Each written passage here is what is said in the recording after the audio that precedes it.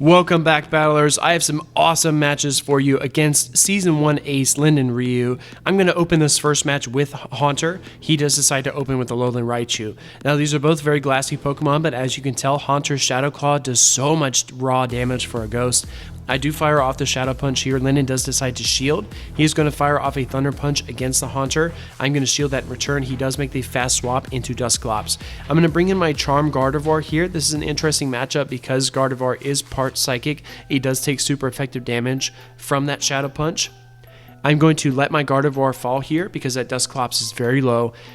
I think things over for a moment, and I actually decided to bring in my Haunter again. I use a few Shadow Claws here and farm down that Dusclops. I've got a ton of energy ready. I fire off the Shadow Claw against the Steelix. This is an interesting matchup that surprised me when I started playing these. The Dragon Tails from Steelix don't really do that much damage to the Haunter at all, so you're actually able to put in a great amount of work against it over time. We almost get to a third Shadow Claw there, but not quite. I bring in my Medicham, and I'm able to farm a few counters out of the Steelix. It does go for the crunch here. I decide to shield. He does make the fast swap back into Alolan Raichu. Alolan Raichu will semi-resist this Power Up Punch, but it's still going to do a great amount of damage. I'm going to take that Thunder Punch and no issue. In comes the Steelix. I do fire off the Power Up Punch here as well. Linden's going to burn his last shield, but a couple of counters will do the trick. Going into round 2, I decide to open with Empoleon. He opens with Steelix. So I won the lead in this situation. He does switch into Cresselia. I'm going to switch into Gardevoir, and you're about to see a Gardevoir beat a Cresselia in a one-on-one shield matchup. I'm going to shield his first attack from the Cresselia. As you can tell, it is running Confusion. If it was Psycho Cut, it would do less damage, but it would charge more quickly. I'm actually going to get to the Shadow Ball here.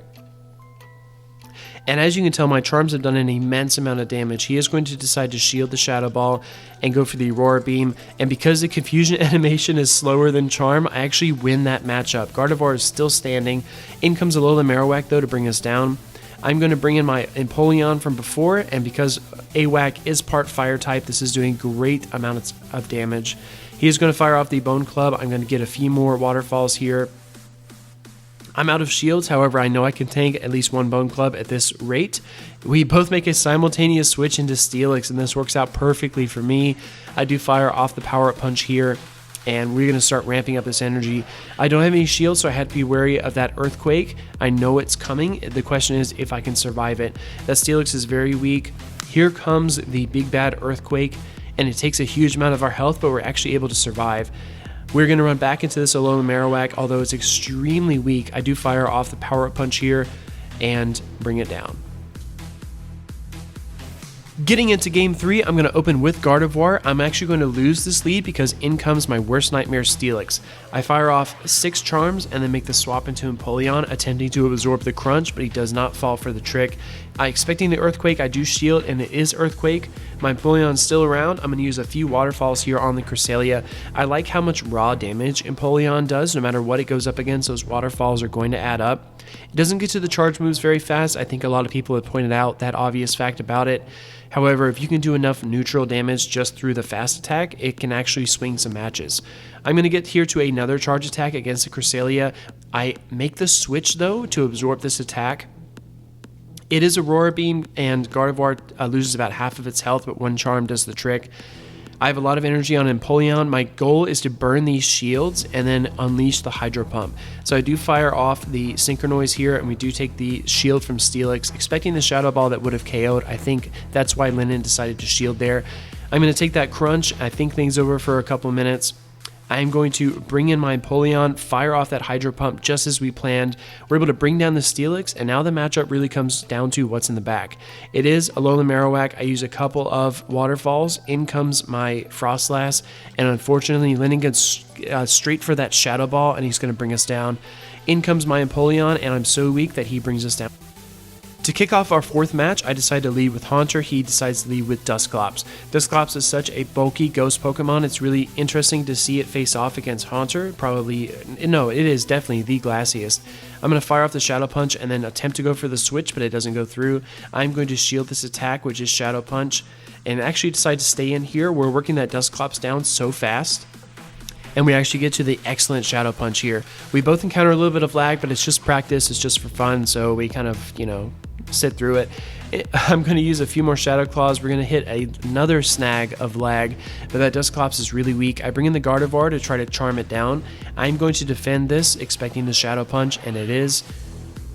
I think he was probably pretty close to a second Shadow Punch. Luckily, I was able to get out of there. This is not good for me, though, because he brings in Steelix. He is going to fire off a charge attack, which it turns out it is Crunch, and then he's going to swap into Alolan Raichu. I'm going to go straight for the Psychic here to see if I can surprise him and catch him without the shield, and we do. It does take 40% or so of the health. He does fire off the Grass Knot, and that's going to bring us dangerously low and then take us out. In comes Gardevoir. This match is actually a little bit closer than I thought. We are going to fire off the Synchronoise to take this last shield, but that Steelix is bad news. We cannot bring it down with anything short of a Shadow Ball, and I think this move actually will be enough. And it is. It is Earthquake, and Linden takes round 4. This is it, battlers. This is round 5. I decide to open with Drifblim. Linden opens with Steelix, so this is not good for me. Those crunches will take me right out of the sky. I do decide to go for the Ominous Wind here, fishing for the boost. We don't get the boost. I decide to bring in Empoleon. Empoleon's going to get some good work done before that Steelix switches out. In comes the Dusclops, and we're starting to wear it down. I'm not going to shield this Empoleon, recognizing that I might be able to make up for it later. I do fire off the Flash Cannon here. He does decide to shield. We're working that Dusclops to less than half health. However, he does get to the Shadow Punch to finish us off after one more Hex, excuse me. In this situation, I'm going to come in with Gardevoir, use a few charms here. I was hoping to get him down before we had to use another charge move. I honestly am not sure what I was thinking here. I do allow that through. I have 2 shields ready. In comes a Cresselia. I'm going to switch, and then in comes that Steelix, so he baited out my Drifblim just like he wanted to. I do have the 2 shields there, so the crunches are not a huge deal. I'm going to go straight for the Shadow Ball here, and it lands, taking down the Steelix. In comes Cresselia, and this is a close match. I'm going to fish for that boost again with the Ominous Wind. And he allows it to land. We don't get any boost, though. I'm not going to shield this charge attack. It is a Roar Beam, and it does bring down the Drifblim. In comes Gardevoir, and I'm actually very weak. This match is coming right down to the wire. Oh, and with 1 hit point left, Linden beats us. Guys, if you enjoyed these Sinister Cup matches, let me know in the comments below. Please like, comment, and subscribe. Keep it locked here for more Sinister Cup action.